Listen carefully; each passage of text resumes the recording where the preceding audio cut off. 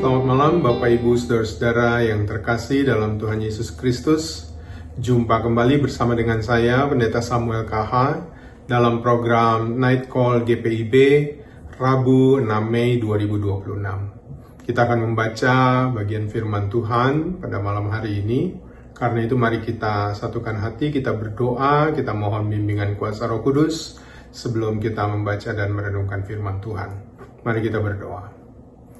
Kami bersyukur ya Tuhan untuk penyertaan dan pemeliharaan Tuhan sepanjang hari ini yang sempurna bagi kehidupan kami. Di tengah berbagai situasi yang kami hadapi, kami tetap merasakan cinta kasih Tuhan dalam kehidupan kami. Karena itu kami mau menaikkan rasa syukur dan kami mau merenungkan kebenaran firman-Mu. Kami mohon bimbing kami dalam terang kuasa Roh Kudus agar kami mampu memahami dengan baik dan benar maksud dan kehendak Tuhan melalui firman yang kami baca dan kami renungkan bersama. Dalam nama Kristus Yesus firman yang hidup kami berdoa. Amin. Bacaan firman Tuhan dari Alkitab diambil dari Kidung Agung pasalnya yang ke-7 ayat yang ke-6 sampai dengan ayat yang ke-10. Kidung Agung 7 ayat 6 menyatakan demikian. Betapa cantik, betapa menyenangkan engkau, hai tercinta di antara segala yang disenangi. Tinggi badanmu seperti pohon kurma dan buah dadamu gugusan buahnya. Kataku, aku ingin memanjat pohon kurma itu dan memegang gugusan-gugusan buahnya.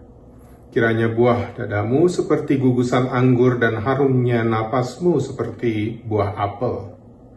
Kata-katamu manis bagaikan anggur. Ya, anggur itu mengalir langsung kepada kekasihku, mengalir lembut ke bibir orang-orang yang sedang tidur. Milikkulah kekasihku, kepadaku gairahnya tertuju. Demikian pembacaan Alkitab. Saudara-saudara yang dikasihi Tuhan, dalam satu kesempatan ada seorang guru bijak berjalan menuju ke pinggir sebuah sungai bersama dengan beberapa orang muridnya. Dan ketika mereka sedang berada di sana, mereka berjumpa dengan sepasang kekasih yang sepertinya sedang bertengkar. Mereka tahu kekasih ini bertengkar karena ketika mereka dalam jarak yang berdekatan, mereka berbicara sambil berteriak-teriak. Lalu seorang guru bijaksana itu berkata kepada murid-muridnya, "Coba kalian lihat, ada dua sepasang kekasih yang sedang berbicara, tetapi mereka berteriak-teriak. Apa sebenarnya yang terjadi? Jarak mereka berdekatan. Ketika mereka tidak harus berbicara sambil berteriak, pasti satu dengan yang lain bisa saling mendengar. Namun yang terjadi adalah jarak di antara keduanya dekat, tetapi hati mereka jauh. Itulah mengapa mereka berteriak-teriak ketika mereka berbicara satu kepada yang lain."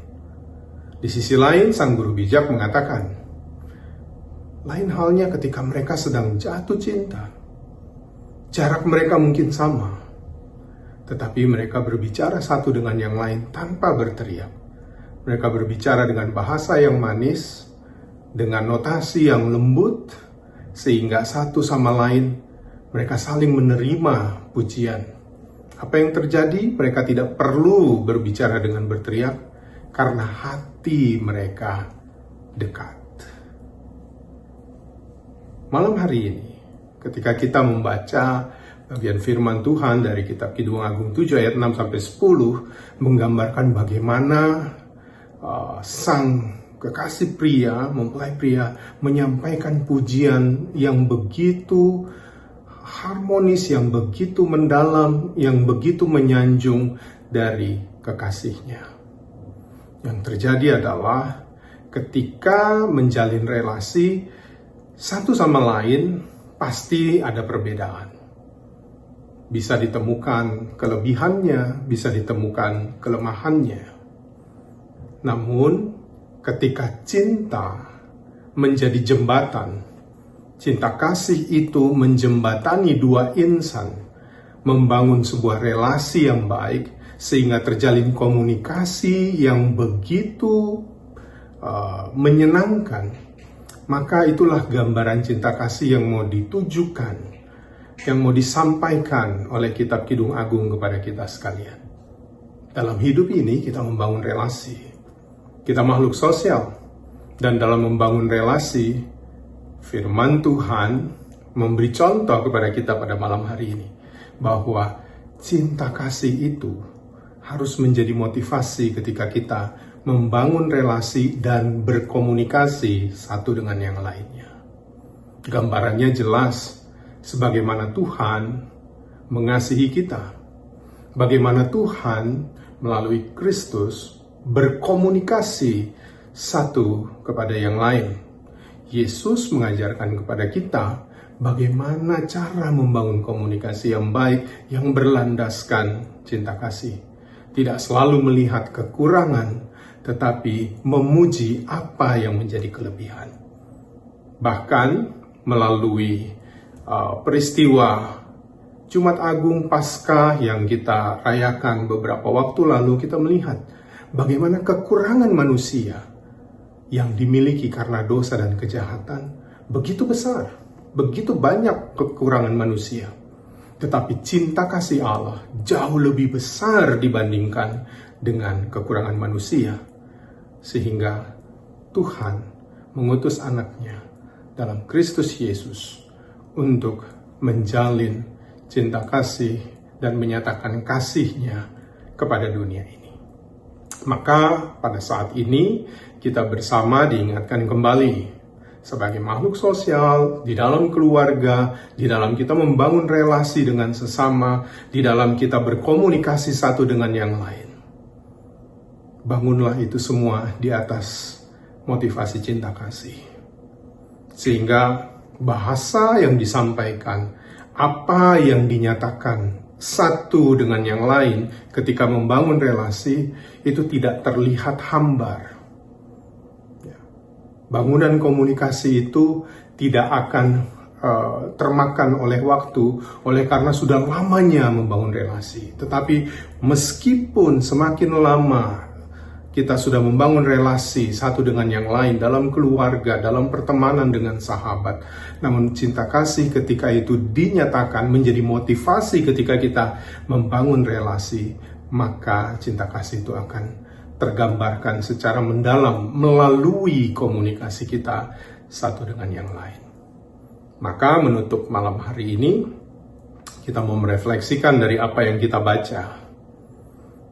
Mari ingat cinta kasih Tuhan terhadap hidup kita. Begitu besar, begitu dalam, begitu lebar, begitu panjang cinta kasih Tuhan. Melebihi dari kekurangan-kekurangan kita. Dan kita juga mau mempraktekkan cinta kasih yang digambarkan dalam Kitab Kidung Agung ini, dalam relasi kita satu dengan yang lain. Sehingga bahasa cinta itu tersampaikan dari hati ke hati, dengan nada yang bijaksana, dengan nada yang baik. Kita menyampaikan isi hati kita, dan isi hati kita akan sampai kepada hati dari orang yang bersama dengan kita di sekeliling kita. Kiranya ini memotivasi dan renungan ini menginspirasi kita. Biarlah cinta kasih itu akan selalu bertumbuh dalam kehidupan kita, terutama dalam keluarga, dalam masyarakat, sehingga nama Tuhan dipermuliakan melalui kehadiran kita. Tuhan memberkati kita sekalian. Amin. Mari kita berdoa. Kami bersyukur ya Tuhan untuk cinta kasih-Mu yang besar atas kehidupan kami. Kami belajar membangun relasi satu dengan yang lain dalam kehidupan kami bersama dengan keluarga, dengan sahabat kami, dengan teman kami, dengan siapapun yang kami jumpai dimanapun kami berada. Biarlah cinta kasih Tuhan yang terus memotivasi kami untuk membangun relasi dan berkomunikasi, dan itu boleh menggambarkan relasi kami juga bersama dengan Tuhan. Sebagaimana Tuhan mengasihi kami merasakan kasih Tuhan dalam hidup kami, dan kasih itu juga yang akan kami bagi dalam relasi kami satu dengan yang lainnya. Terima kasih ya Bapa, sebentar kami akan beristirahat. Kami memohon penyertaan Tuhan dalam istirahat kami. Kami boleh dipulihkan dari seluruh aktivitas yang kami lakukan dari pagi hingga malam ini. Dan kami percaya bahwa esok pagi rahmat Tuhan yang baru bagi kami itu akan membuat kami untuk menjalani kehidupan, menerima dan menikmati berkat Tuhan, dan menjadi saluran berkat Tuhan kepada orang-orang yang ada di sekitar kami. Terima kasih Bapa, berkati Gereja Protestan di Indonesia bagian Barat, dalam lingkup sinodal, di Mupel sampai ke jemaat, bahkan sampai ke Pospelkes. Biarlah melalui pelayanan dan kesaksian dari gereja GPIB, nama Tuhan dipuji dan dipermuliakan melalui setiap pelayanan yang dilakukan. Berkati seisi rumah tangga kami ya Tuhan, dan kami menyerahkan doa ini hanya di dalam nama Tuhan Yesus. Amin. Selamat malam Bapak Ibu Saudara yang dikasihi Tuhan. Tuhan Yesus memberkati kita semua.